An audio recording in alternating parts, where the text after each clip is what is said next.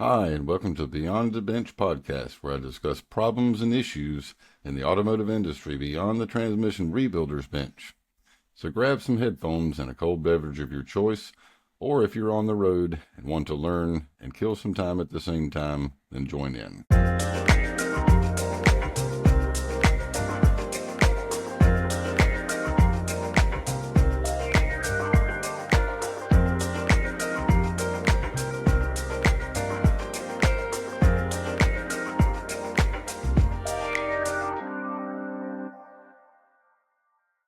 Alex, so you've been new to the crew here for how long?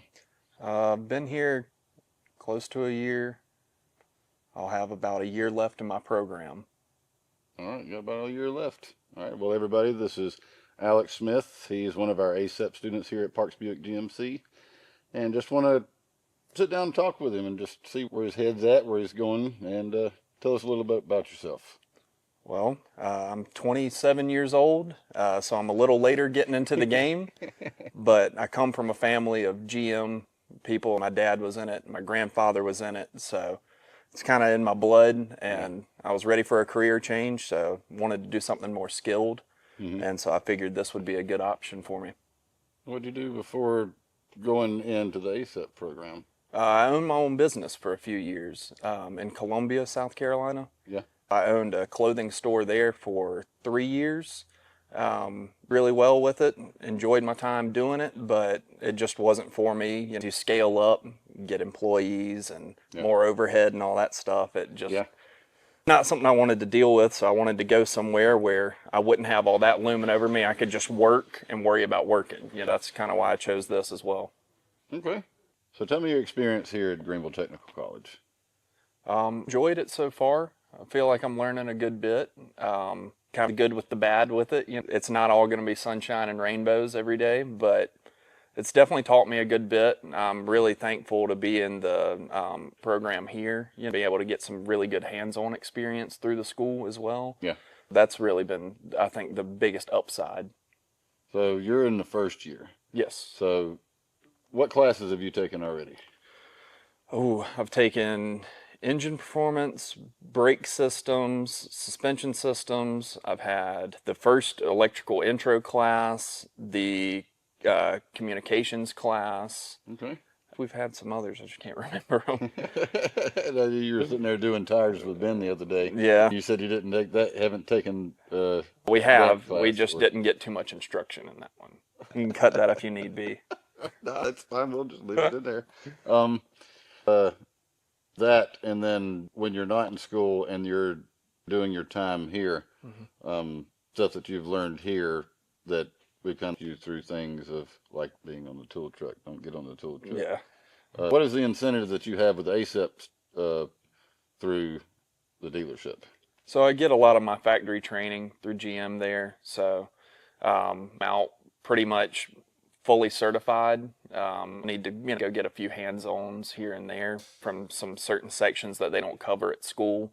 But mainly the main benefit would be doing that, and then the opportunity to also have a co-op work experience here at Parks. Okay. With that, what is your goal? I want to know exactly what your goal is in the end all, because you went from owning a business, a clothing store, then you was not fulfilling. You didn't want to do that, and you wanted to jump back into the automotive field because it's what your family was into, right? Yep. And I also worked at Herndon Chevrolet about a year and a half there. I also worked at a dealership previous to, and I knew I kind of did, and it was to move back in. But I think my end goal would be to become world class, or at least get all of my ASEs within the first few years of being out of school. That way I can start getting a competitive pay and really just taking care of me and my fiance and family. Yeah, because you have to have a minimum of 2 years experience, but you can get your ASCs. So, which luckily the school counts for. Yeah, you've got your 1 year into there, and you got another year to go. Yep. Onto the subject beyond that, how do you feel so far in the program? That is it that the dealership benefits to you, like you was to do a sign-on with the dealer after doing schooling? Well, obviously, the number one would be the job security. Also, the Dealers Association tool program, where I'm able to get a bunch of Mac tools for free, that 2-year work obligation. Um, so it's a big benefit for being here. And then also just being able to kind of people who are to that world class or, a lot of more certification than I would have, obviously. Yeah. Able to be alongside those people and not just going and working at, a boil and filter place really does help. Yeah. Yeah. That goal is kind of even started myself, and I'm not gonna lie, the tool trucks back then suckered me in, and I tell you, and it's the same thing that I would teach anybody else. Just don't get on the tool truck unless you're ready to spend some money. They are a convenience, and the whole Harbor Freight Icon Yeah. deal that's gone back and forth. Icon stepped up a lot, and that has been a really, really controversy. Royalty Auto Services brought that up, Yep. and Lord, it just sparked a lot in the industry to where that, especially us that are on social media, and bringing that attention to like the kids, like Mm-hmm. man, just don't get on the tool truck unless you're ready, Yep. unless you want to spend that kind of money. Yeah. And it is good quality, and a lot of it's either up and down. We kind of discuss some of that stuff on social media side, but Yeah. um, Say, like you said about Harbor Freight, as a starting out mechanic, that's been my best friend. The Mac tools that I was provided by the dealership, 90% of my toolbox is from Harbor Freight. So yeah, they've helped me out. And then obviously Gear Wrench tools, the only tool truck that I've really delved into. yeah, And they have a competitive price point. So that definitely helps me out. yeah, yeah. I agree because I know most of Snap-on tools are really expensive, and I've got them all. So Yeah. I've got just about every manufacturer. I've got old Craftsman stuff that get anymore, Yeah. stuff like that. But um, Well, even with our 50% or 49% discount that we're offered through the school on Snap-on and Mac, and I believe Matco as well, a lot of the time it's still, even with their discount, hard to beat a Harbor Freight price, and still offering a lifetime warranty. There's one 5 minutes from my house, so it yeah, makes it all easy there. yeah. The one that's local to here. I can be there in 10 minutes if I wanted to. So Got pretty much everything you can need. Some specialty stuff here and there. the specialty stuff, we kind of look around price shop, look at the different manufacturers, price points, and look at the warranty and Yeah. how customer service is handled as well. That big thing. Kind of got a good level head on that. That's what I really like. That Well, thank you you. understand looking at into this, that you're listening to what everybody's giving you advice on. And that's important because there's not a lot of people out there that do that. I'm not going to pretend like I know too much about it. And I mean, when Ben, who I work with, and all the guys that are in stalls near us, a ton of valuable experience and knowledge. So just those little tidbits from stopping by and saying, "Hey, what are you doing?" Me Yeah, progress. It's been compounding upon each other. I agree. And I like to take some time and just walk around with the other ASEP students, and just say, hey, what you working on? Or, some conversation with them and just check in on them. Like, I know Jesse's leaving, but Jesse's leaving for other reasons. He's Hmm. doing something with the church, so Yeah. it's anything to do with like the ear, nothing like that. But how do you feel with the flat rate system? Um, there's a lot of thoughts that go through my head with the flat rate system. First, that if you're willing to work like I am, you can be successful with it. But with its pitfalls as well. You hung up on one car that something's broken that maybe you didn't even mess with, and now it's your problem. And you can lose money and time by doing that. But I mean, I think what I've been hearing so far is if you're willing to work and you just stay consistent working, you'll be fine. But I'm definitely a little worried for when I get out of school and I have the fire Hmm. about being able to turn consistent hours. Just I'm still honestly learning because I don't expect to come out of this program knowing everything. So Yeah, along the lines, I mean, all the electrical issues and all the the stuff that I have to deal with left and right, and get handed here's this ticket. I only want you working on it. Kind Yeah. of that's a big conversation, especially recently, and a lot of the industry is hardened, and they've been through a lot of things where they're not allowed to have anything at the time, whatever, if it's something under warranty. Hmm. It's going to take extra time. It's not like we can call the customer back and say, I need extra time because of this. It's something that's foreseeable. We see that as something that's going to be added in with, like, if additional time or something like that. Yeah. But if it's something under warranty, a lot of the guys don't get anything, or they're limited to a certain amount of OLH, which those that do not know what OLH is, that is other labor hours. That's beyond a replacement. So a lot of them just don't, they allowed to get more than 2 hours. Yeah. So you get into a job that's like a job, and further consequential damage, if it takes you longer than 2 hours, some of those dealerships that do that to those technicians or get really screwed. Yeah. And the bad part about the industry. Yeah. And definitely from talking with other people that I'm classmates with or other people that I know that work at other shops, that tends to be the norm, it seems, in the field.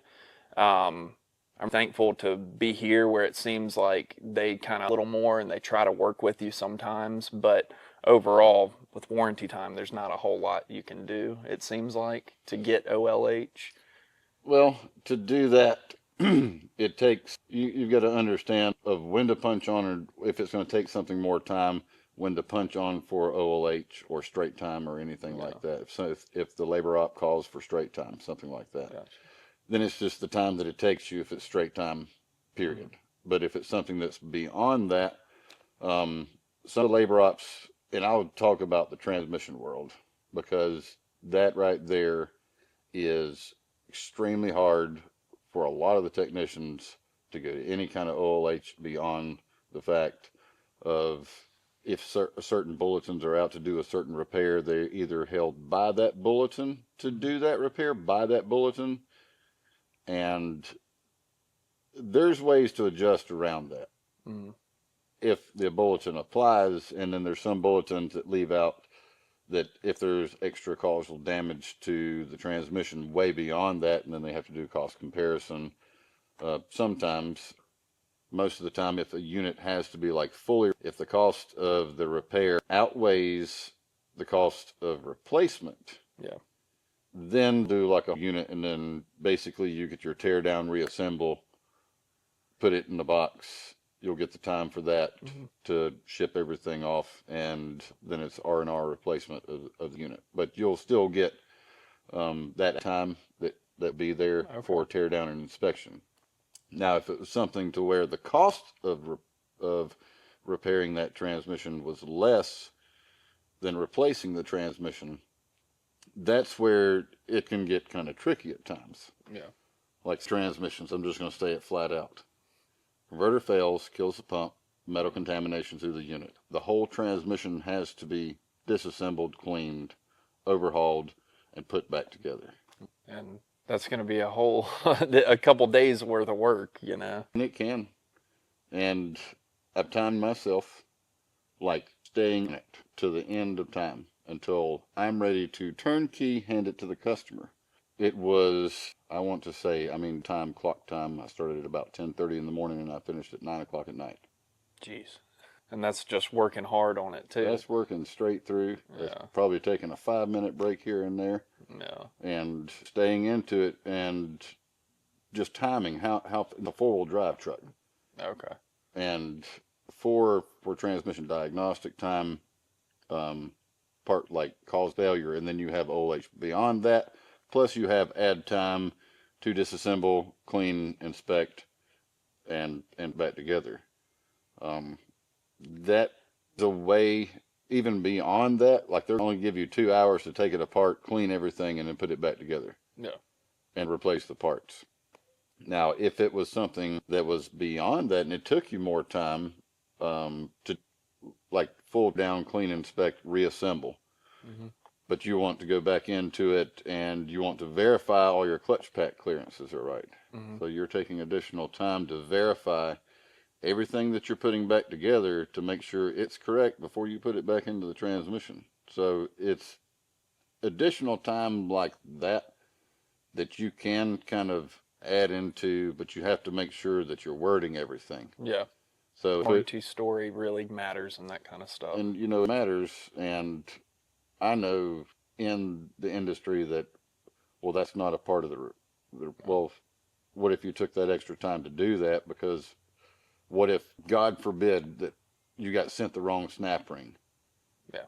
Say the 456 clutch smoked itself. That's overdrive. And usually what that happens when converter failure happens, and then it starves the pump, and then it starves the line pressure control solenoid because metal gets into that, and then it'll just fry that one clutch pack.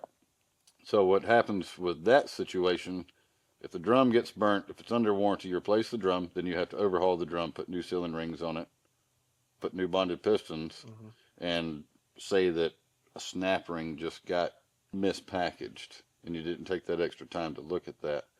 Because if the snap ring was tarnished or burnt or warped or damaged in any kind of way, the entire clutch pack has to be replaced. So you want to go back and verify that. So what if somebody sent you the wrong snap ring and you just didn't know it, and you just have this 3/4 flare that just will not go away? Yeah. There's little quirks. So taking that extra time to do that, to make sure that the quality of work that we're doing and putting out, you can still kind of that and put a little bit more add time into it, but still adding everything up, as long as everything's written right, then it for it. Yeah. But a lot of the industry doesn't care. Yeah. Because it seems like warranty kind of to really make sure that everything's thorough. I mean, just in the time that I've been here, guys, a warranty job, they're getting low on time, and it's get it back together and get it out. And there's additional checks, and sometimes you need to drive the vehicle and stuff like that they're not going to really account for, and you might not get added time for. And so, I mean, like it de-incentivizes techs in some ways to really make sure they're doing a thorough job. And from a business owner, I always wanted to do right by every customer that came in my door. I didn't want to do anybody wrong. And, like it's a big disservice to the customer as well at times, because you're not giving them your most thorough work because you're fighting against a clock, which that's flat rate in general. But like for warranty, they'd want to, that customer's satisfied with that vehicle, especially while it's still under warranty. Yeah. So there are shops out there that do that, like beyond the level. So if it was something that you sign a contract to stay for 2 years after? Yep. Okay. So you're going to stay the 2 years entirely after. Do you at any point in time that you decide that you don't want to do that, you can break that contract, just turn the tools back in and say, here. Yep. That's not what I wanted to do. I'd hate to see them go, but never predict the future. So yeah, never the future. No. That hardest part. That's why I kind of got involved into the aftermarket and independent side, and started kind of other shop owners, technicians, and trying to bring that mentality here. And it's been a task. And some days I just want to lock my toolbox and leave and go home and say, heck, it's not worth it. But I think, like I said earlier, a lot of guys are hardened in this field, and they've kind of set way they do things and a set way things operate, and they don't like straying from that norm. Yeah, and when they realize that they have gotten to do this for so long, that they start seeing that, man, I've been screwing myself for a long time out of doing this. And that's kind of what I've been just trickling little things in their ear to say, hey, don't just jump into the whole job and then this is going to be easy to figure out, and it turns into they get their hour diagnostic time and they've spent 3 hours into it, and and just like, well, the time you'll and you realize, and just having simple conversations with them, just to say, hey, above and beyond to spend additional time that you didn't get paid for. Yeah. And lost, even though you thought you were going to get into it, when electrical will be the same. Not all of them are the same. they'll get you in a heartbeat. And I've had some of the riders tell me, well, I can't just tell them all that they need 4 hours up front on every electrical problem that comes in. I'm like, we don't really realize these new vehicles. Yeah, especially when it's a communications on high-speed network or something like that. I mean, have a fun time if it's not that one next module, if it's on a like chain or something, you know. Was dealing with that one truck. Yeah, a trailer brake. That Yeah. one was definitely a little weird. Yeah, yeah. I had one kind of similar, but it had three on a LIN bus circuit, and I was checking to Chuck. I'm like, I believe what I've got 3 days into scoping this thing, and what should have been a simple diagnostic turned into like does make any sense whatsoever on what it's doing, on how to determine a simple LIN bus, and come to find out along the way that I know the new car had been wrecked and it had been damaged, and it good quality OEM level parts in it, but I started questioning just everything when something didn't add up. Yeah. And out that some aftermarket OE spec shutters. Oh, it was the grill shutters one you had. Huh? That one. Because that one definitely was a head scratcher there. Yeah. Because you told me all about it, and I was like, I don't even know how you're going to figure that out. Yeah, it's not making any sense at all what it was doing with the system, just scoping everything, looking at voltages, what it's actually supposed to do, and how to determine just to remove it from the system, start adding back, and then it was like, there's a disc, but it's telling you that this one's dead and this one's not on the system, and then unplug it, and then the whole thing comes back alive, and you can talk to everything, but when you plugged in this other one, the other one would die. It was like Yeah. that not make any sense at all what it was doing on a simple one wire LIN bus circuit. They always say those are the easiest ones. Yeah, and got approval for diag time up front. Yeah. Had to pull the fascia and do what I needed to from there. And yeah, that I'm trying to get some of the riders adjusted to that portion. So like if it's not under warranty, like if under warranty and it's an electrical problem and there is the failure, but you still have the diagnostic time that you can run OLH on.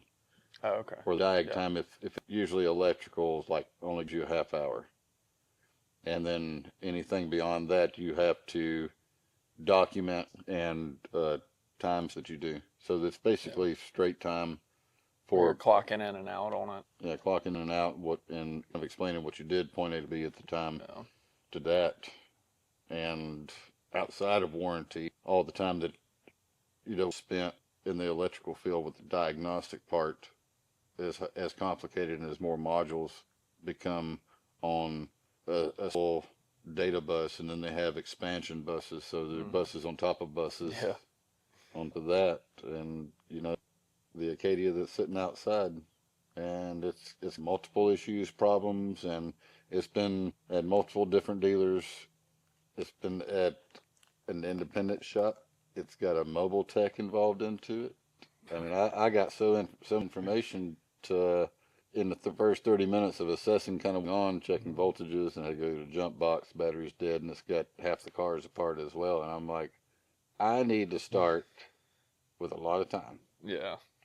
And I'm trying to really explain that to the customer, and then the customer's kickback was that, well, every other shop that I've been to only charges me an hour diagnosis fee. It doesn't matter what the problem is with the car, and That's why it's still broken. yeah, and come to find out, a portion of it was that it had salvage parts on it. Oh, yeah. Well, At the time they tried to throw salvage parts on it, that didn't fix it, and then had to put OE parts on it. That fixed it at one point, and then now the car's been sitting since like October. I mean, I don't understand. I don't think either. And I think a lot of that is just general miseducation around the field. But also, like a lot of that is upon the people up front to try to educate the customer as much as they can in kind of layman's terms with them. But I mean, you're working on right now, it's had what, 3 or 4 different people charge them an hour diag to try to figure out for water being in a connector.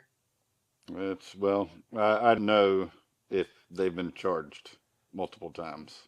Okay, I know that was the one that I did the GR8 test on the battery, and the writer told me that they had paid diag 3 times, I believe is what they said, 3 times already on it. Oh, dang. And so that's why they were asking if I could do it because I'm a student and I'd do it for free. Yeah, but pay you by the hour to be here, Yeah. but at a lower rate.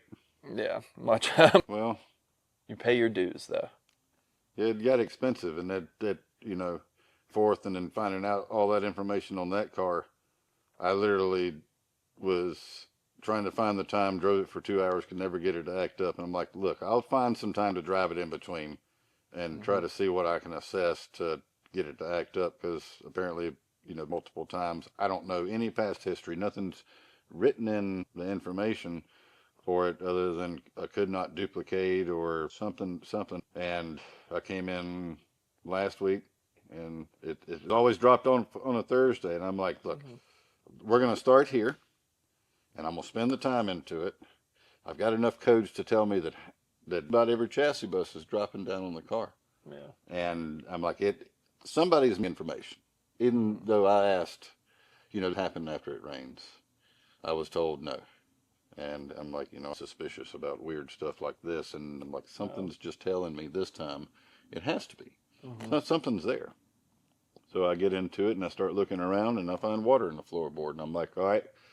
So I was like, this is going to get expensive. Let's see how far they're willing for me to take the car apart, get everything dried out, find a point of failure along the way as well. And they approved right off front. That's $2,400. Yeah.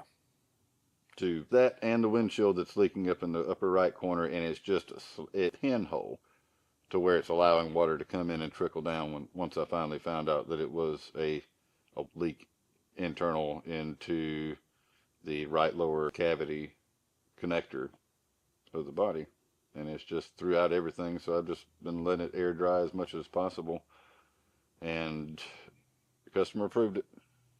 Well, I mean, care about that car to bring it back that many times, Funny because the information I got on the vehicle was that it would act up after they had the AC or the heat running for a long time. Yeah, I got the same And thing. that's the only thing I got on it, and I drove it and it couldn't do anything. I scanned it for codes. It had a bunch of lost communication codes, but, only so much I was able to do with it. So. Well, I'm new to the system and not having the experience onto it. So, well, it's good to hear how you went about the process, that issue, because what I did and not being able to spend really any more time because the customer was coming back, I was sitting there at a standstill like, well, what do I do?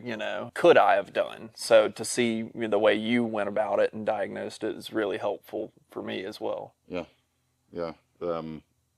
Even the writer came and said, approved. She's going to pay to fix everything, and asked me to, are going to put the windshield in, or they need to call somebody out. And I told her, so whatever's the cheapest way. But I told her, I was like, if she's going to approve the whole thing, then why don't we just say, hey, why don't we call the insurance company? Yeah. If the deductible is going to be a lot cheaper than spending $2,400, we can save the customer if the insurance will cover the rest of it. So take that extra step to help the customer. Yeah. Even into it that far, and then if it's something that insurance can cover, it helps everybody out in the same sense. So that's another thing that you'll learn along the way of it. Is it something that the car insurance companies can cover, or they can't cover? Like the car's gone off road and they've hit something, put a hole in the oil pan, and that. Depending on their coverage, if their coverage can do that, insurance will pay to take care of that stuff as well. So that's certain things that we kind of. I ran into that before with a tech about 11 years ago. Really? And it was when I just first started working in the dealership world. I couldn't, for the life of me, understand how this man turned wrenches. No, it was not an HHR. Yeah, it was an HHR that came in, and lady said that she ran something over in the road, and all the lights came on the dash, and it started making a noise. He goes out and fires the car up and pulls it into the dealership with it, knocking wide open. No oil in it and a hole in the oil pan. And he's laughing about it. And I'm just like... You just cost that customer so much money. You know what he does? He sells An oil pan.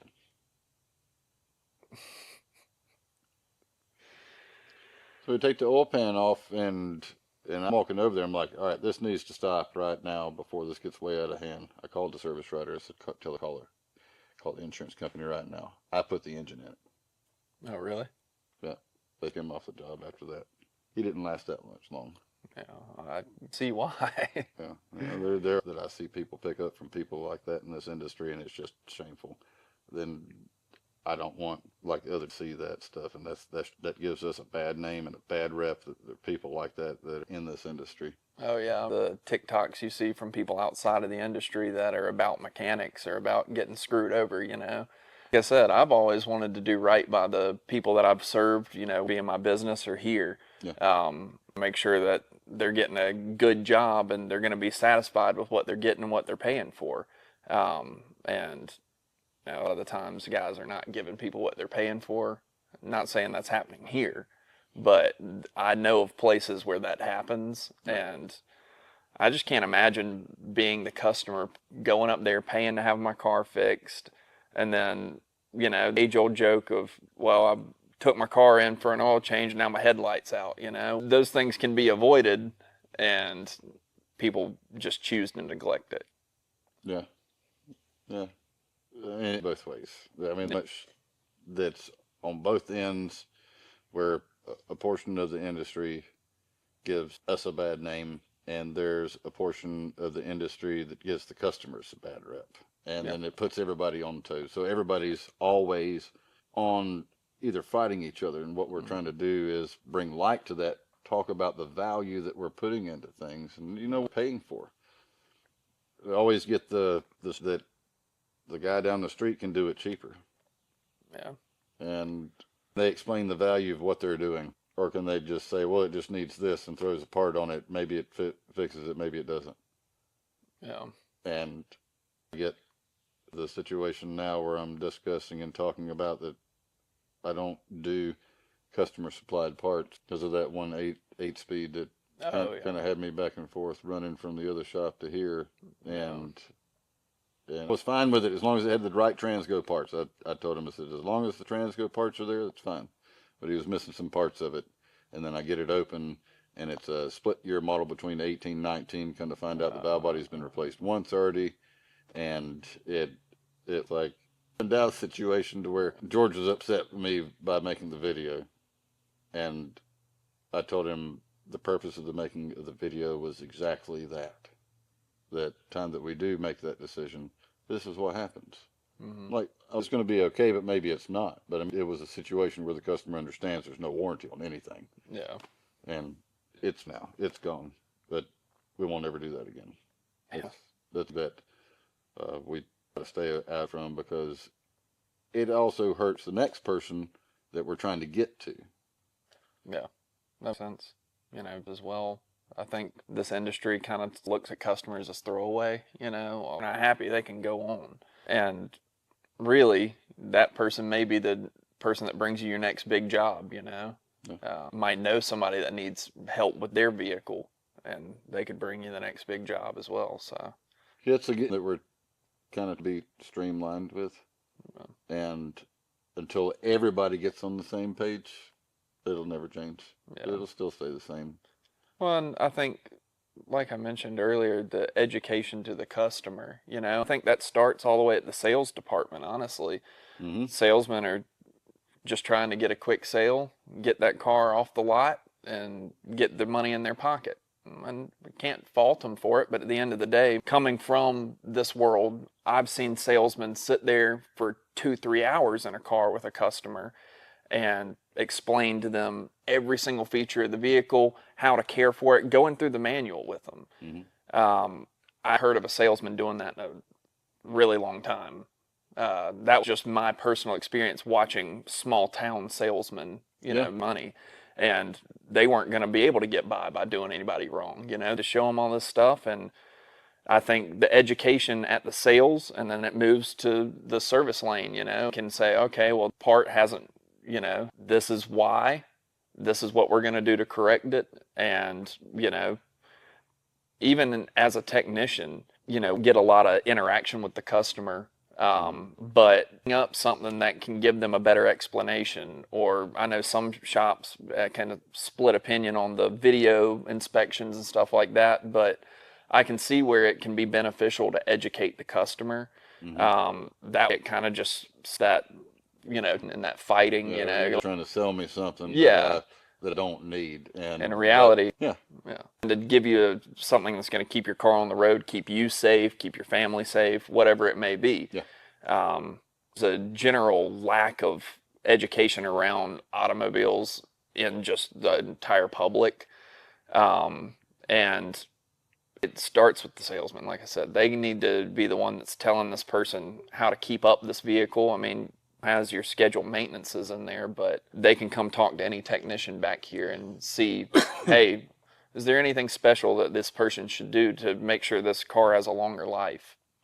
I'm sure there's a couple tips and tricks that every single body in here has on different vehicles, and it was like Tim's Harley Davidson. Those guys will walk you around through everything. Each department, you get to meet everybody. If there's anything that you need, kind of go over everything with it. They're really good. I know those guys. I got a Harley from them. Oh, really? And that was an older mentality. I'd know if they do it here or not. Yeah, I'm I've sure. never really walked through with any of them. I know personally some that from different dealerships that do that still. Yeah. And back when Saturn was around, it was sold a car. The customer knew exactly how much it was going to cost at every service interval, and it was like they knew how to take care of their maintenance, and Hmm. it was like an almost automatic driven. And I knew that from Infinity. Infinity did the same thing. I worked for Okay. Infinity at one point, I and it didn't know was that. just like everything was up front with the customer by the time that they were sold the car, and they knew about everything that they had to kind of Oh, expect, yeah. and never really had any feedback from that. Yeah. And seen here and outside of here multiple vehicles that have been purchased and somebody has ruined it, honestly, just from being uneducated. Mm. Not that they were being particularly negligent or anything, they just didn't know. And then they've cost themselves thousands of dollars and a headache, and now there's this back and forth of, well, you should have told me this, or why did this happen to this vehicle I purchased. Starts a whole cycle you Yeah, know yeah, and we a flat from the amount of failures that we see and the things that public knowledge now. Social media in the last 5 years has exploded all over the place to where the customer is seeing a lot, yeah. and there was no time for anybody to stop it. I mean, getting out there doesn't matter if it's me. And to be honest with you, there's Yeah. other guys that publish way more in-depth stuff other than I'm the guy on the front line. They're the guys that are just reading it off and then working with other customers that actually do have a failure, dealing with other manufacturers, and then I'm on the backside feeding information into the aftermarket to say, hey, this is what's coming out, this is what's coming up new, this is some issues that we're starting to see. I'll let them know that. So they spread that word and they start working on fixes Yeah. faster than the manufacturer does. Oh yeah. Well, I mean, the Ford, uh, and a lot of parts on that were aftermarket, and I mean, pan and the oil drain plug. I mean, stuff was switched out for a better aftermarket option. Yeah. Um, the manufacturer themselves is not going to offer you a better part. Yeah, it's the manufacturing process. It's just not ever really trying to bash a manufacturer. Oh no. I'm just trying to put the information out so people know and understand kind of on, like what I did with that 2.7 liter with the timing chain that was snapped. Oh yeah. That, I'm like, bad.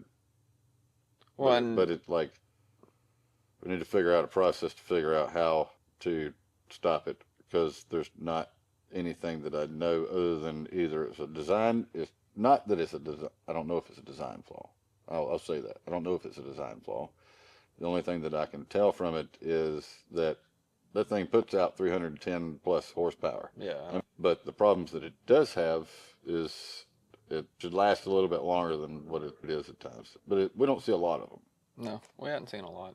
No, it's not a lot, but as long as it's getting taken care of by the manufacturers, hey, I'm fine with it. Well, and what you were saying about the aftermarket, to buy a vehicle and something mess up on it and it's a part failure, and go get the OE part, which is supposed to be the best one, replace it, and it's going to have the same issue.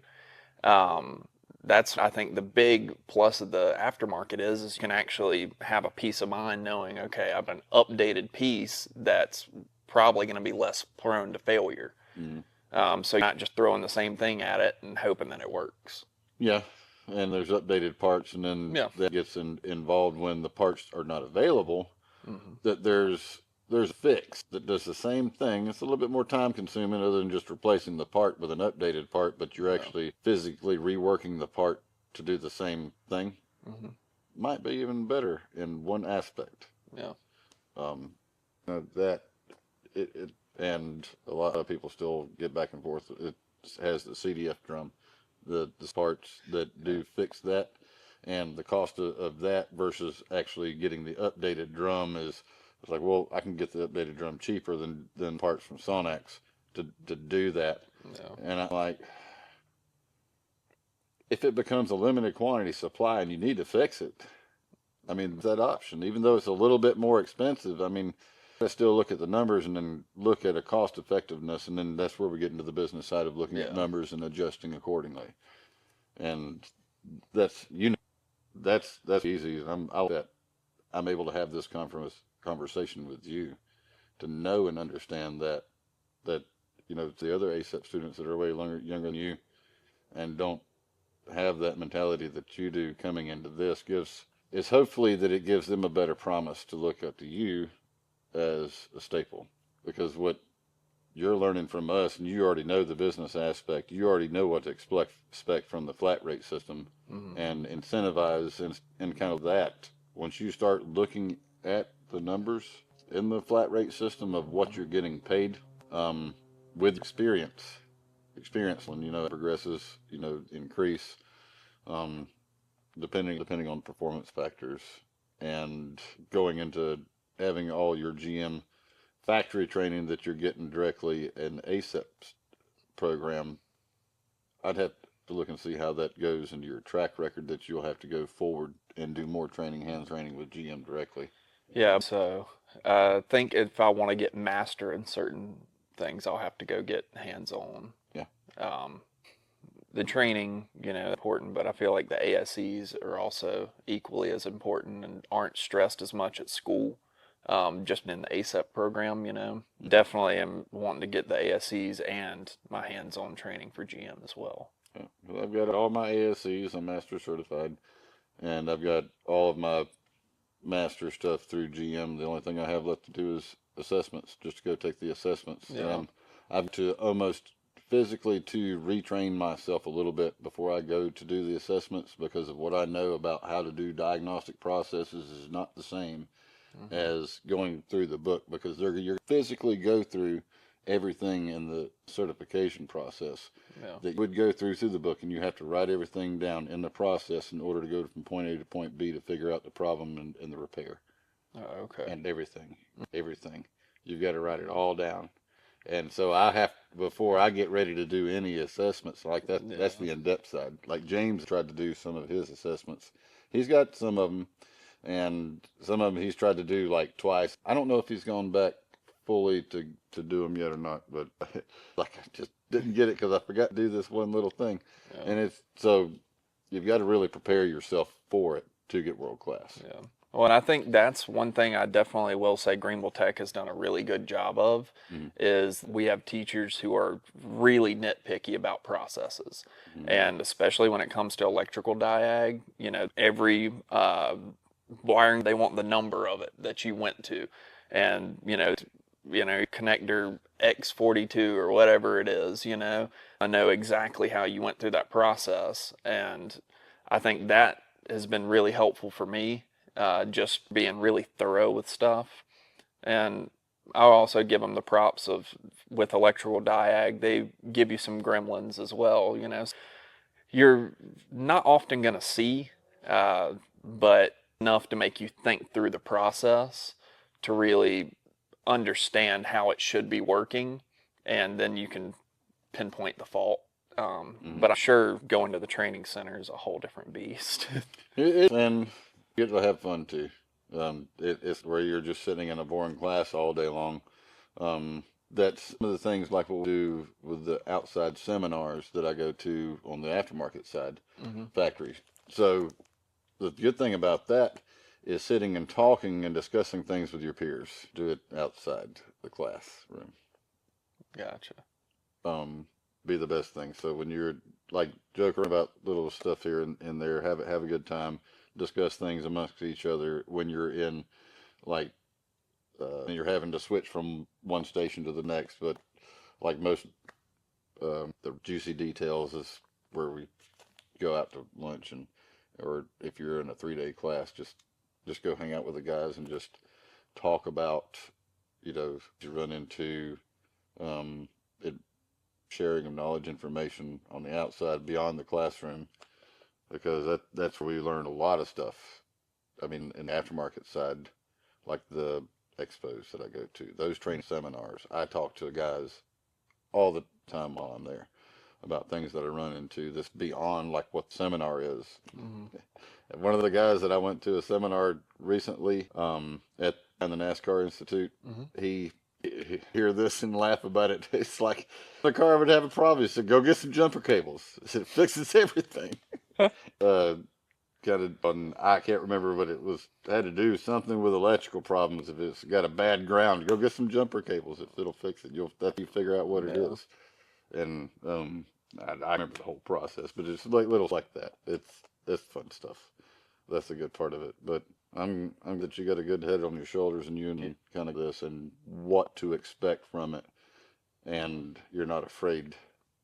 Yeah. I mean, get on knowing it was going to be a challenge around mechanics and in shop atmospheres. I saw what those guys went through firsthand as a child, and it's not all sunshines and rainbows and lollipops, but Yeah. at the end of the day, it's that the skill, and that was another reason I chose automotive is because you can the trades in one with automotive because you got to know how to do HVAC, you got to know how to do Mm-hmm. electrical, with mechanical parts all the time, hydraulic parts. So Yep. all that combined together has helped me just kind of myself as well. So really appreciate you telling me I have a good head on my shoulders because that helps give me a little more motivation, Yeah, because there's a negative side and it gets bad. Yeah. It's real bad, and it's not for the lighthearted. But the best thing is persistence and standing up for yourself, Yeah. and don't take anything less than you're worth. Yeah. Don't use, don't money in places that you don't need to. Take the time to do your research before you do it, Yeah. and don't and put in the wrong areas, the wrong things. Yeah.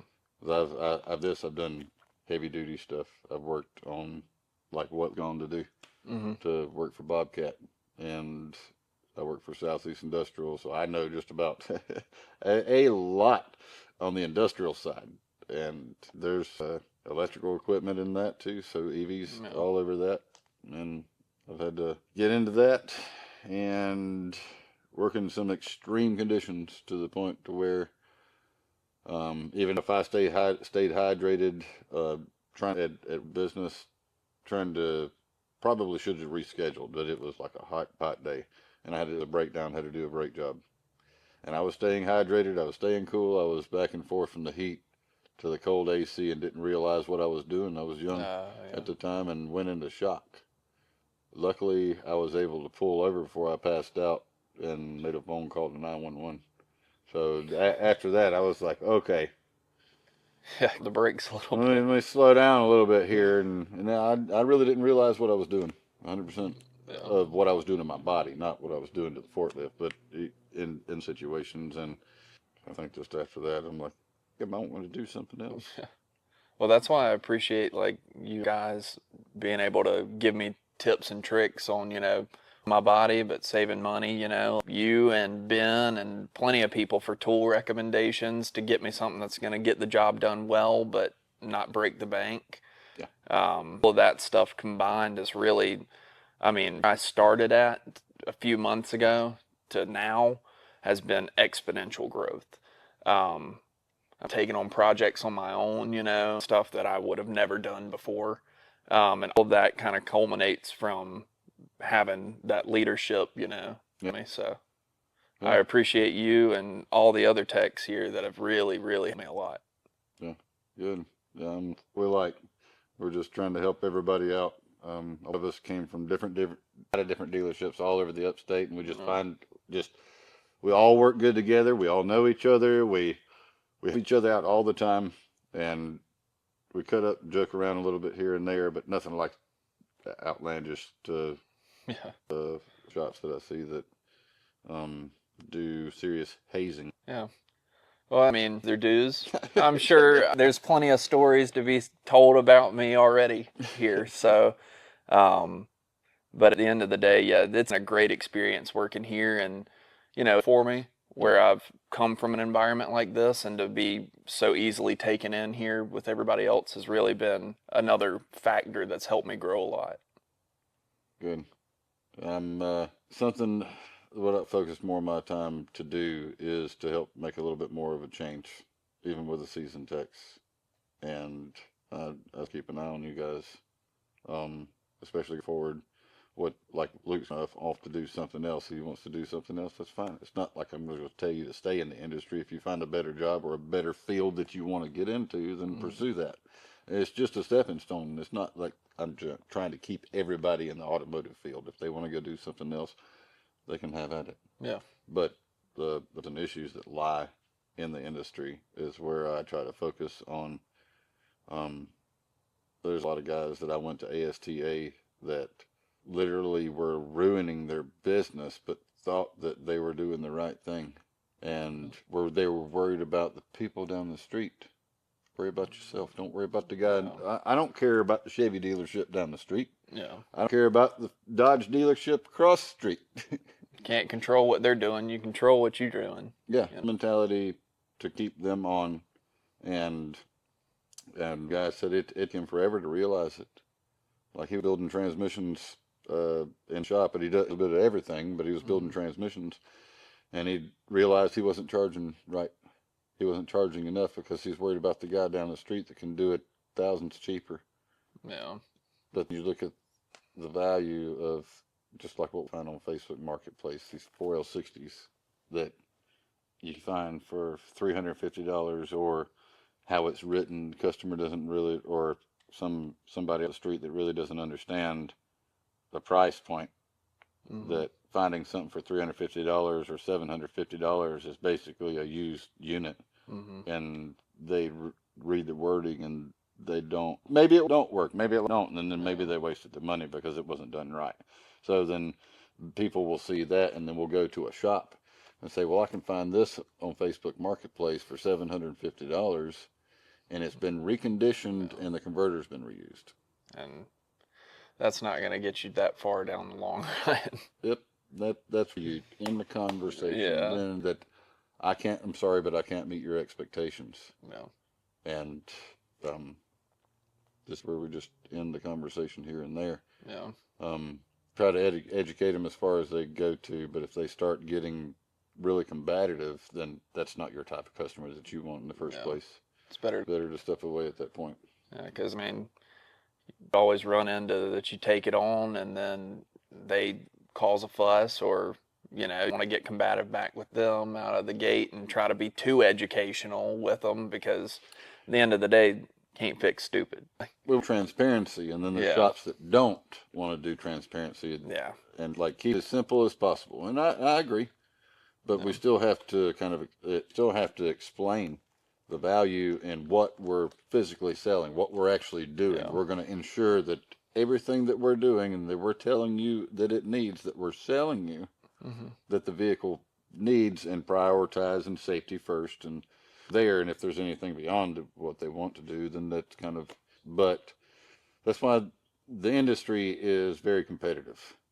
So what it would cost to do basically one job here might cost less down the road, or it might cost more down the road. Yeah. The ability to shop, which fine, but it's of like right here they paid all this, they paid X amount to do a diagnosis on the vehicle, and then they take that diagnosis, go to a shop that they've already called to say, hey, how much to do this repair, and that is cheaper than it is to do here, and then it gets down there, and that shop may do literally the same thing that we do. Like we Yeah. not accept outside diagnostics that we have to diagnose it ourselves, and then they're paying again Yep. on top of it. So it's hard for consumers too. Yeah, well, I mean, we're in the age of the mobile mechanic, you know. Out to those guys going out there and working in all types of conditions, all hours of the day. But I've also seen some that buy you the cheapest rock auto part and put that on there, and they're quoting you, you know, less than the shop you went to before, trying to undercut them, but they're not giving you as high of quality of part, you know. Not, they don't have all the special tools they need, maybe. Yeah. And that kind of stuff can be the make or break in a job, honestly. Mm-hmm.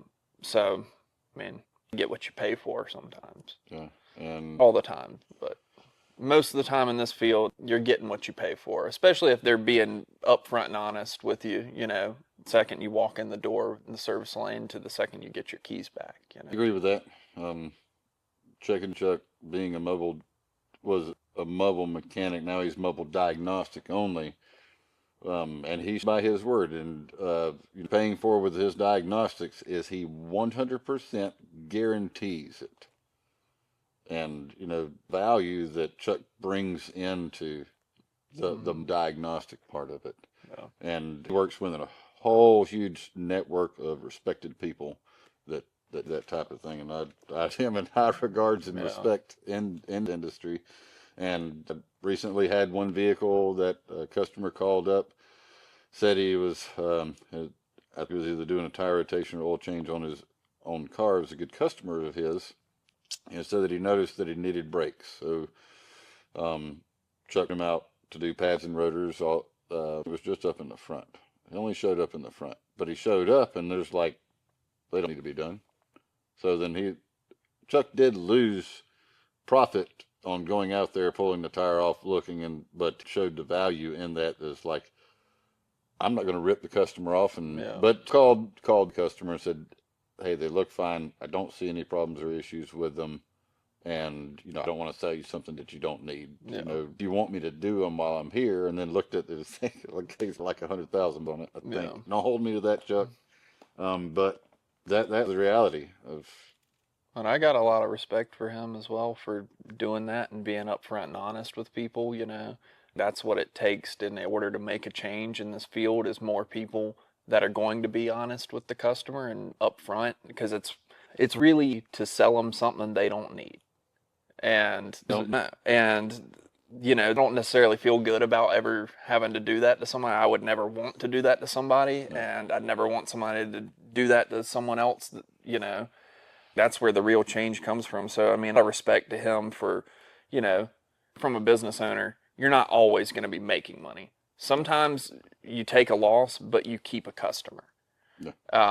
Customer in the long term is worth more than money in the short, With that, I agree with that, especially with my customers, with the transmissions that I build, the value that I put into it, the time and effort that I put into every single one of them, and what we do kind of that side, and that customer is spending, I want to say, less than they would at the dealer, and they get a better value Yeah.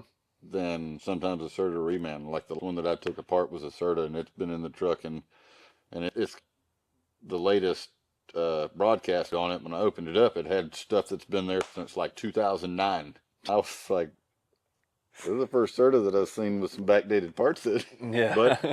But most of the Sertas are subletted out to another company to do the reman.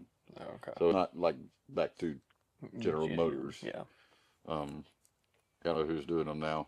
I don't remember who was doing them then. There's a lot of people that do know. But they love Sertas because they'll go back through and they're like, "Yep, it's these issues and these problems and some little quirks that have been done to them." But it's value. But I hate it that sometimes in the past where I had things quoted out, I knew exactly how much it was to, if I want to repair it, here's the dealer. How much if I want to repair it at an independent shop or replace it. And it didn't matter if it was two-wheel drive, four-wheel drive. I knew had all the numbers. Now everything's so inflated. I mean, like I have to get machining down in to keep the cost down, which is still fine, but some of the parts are still climbing up. So then I'm working with some of the suppliers and some of the aftermarket companies. Mind doing shout outs. It's not paid, not sponsored to do any of that. Yeah. So, but I see something I like, about it. Yeah. Even beyond this, and like the still between here and if we were to sell a remount to the dealer, I'm probably to say $700-800 cheaper, maybe sometimes at the most about $1,000 cheaper to do it. Yeah. But I have to hold the warranty. Yeah. So the other side of it, that There's through my two sides of the coin. Yep, through business, through automotive, and then I'm doing what I'm here doing for the dealer. But that situation's so complicated that like nobody what the heck I'm doing from day to day. Do you know Brandon? Nope, I do not. It's all fully winged, but it can make a difference. I'm still here doing my job. Yeah. I'm still units for GNR Automotive. I'm still working in the industry, talking to the other guys. Yeah. And I mean, made a positive impact here and obviously have on social media and in the local community. It's don't good. flake my head. I've been done that. I had to bring myself back down out of cloud nine. So let's go too far. Okay. Well, you definitely I do have. Well, appreciate you it. definitely have. And, like I said, more people with that mentality of wanting to do the best quality work for the customer and leave them satisfied is the type of people we need in this field. And real easy, I think, from seeing it from the time I've been here, to become sour and to become, screw the customer, the person gave me a problem. Well, that one person's not everybody, And kind of as they're all equal, just look at it and say, oh, well, this one person caused me an issue or this one car caused me an issue, so now I'm going to give everybody half-ass work. Yeah. Can't do that. Yeah. Kick back so some that I'm like, I am direct to the point to where I don't like to sugarcoat it. I don't like to pussyfoot around nothing. I don't want to sit here and sell you a lie into something or at all. And people look at that aspect that I'm being egotistical on top of it. No, I'm just telling you the flat out truth of what I believe in, what I know in, and people still think that I just, in a certain mentality of that I'm just lost in the system that, believe is a total lie. And I'm just going to believe it till the end of time. And I actually know the truth. No. And they don't really know me personally. So I know the truth. I know the truth. I've seen how you work with other guys here, a lot of different personalities in this place. Yes. Definitely a lot of different ways that people go about stuff. But, that's what we go back to. Everybody here works well together and we're all able to kind of medium in order to navigate through. As long as the end of the day that we're putting out good work and turning out cars, we can all get along around here, I guess. Yep. I agree. Yeah. Do want to cut it off from here, and I do appreciate your time, and I'm glad to see you've taken the time to sit down with you and see where you're going, where your head's at, and Thank you for anything, sitting just down with me. stop me. Sure, I'll be through the bay plenty of times a day. But hope you guys enjoyed this podcast, and we'll see you next time. I hope that this thing just didn't die in the middle of it, and I can't see it or nothing. That would not be fun. Nope, we did it.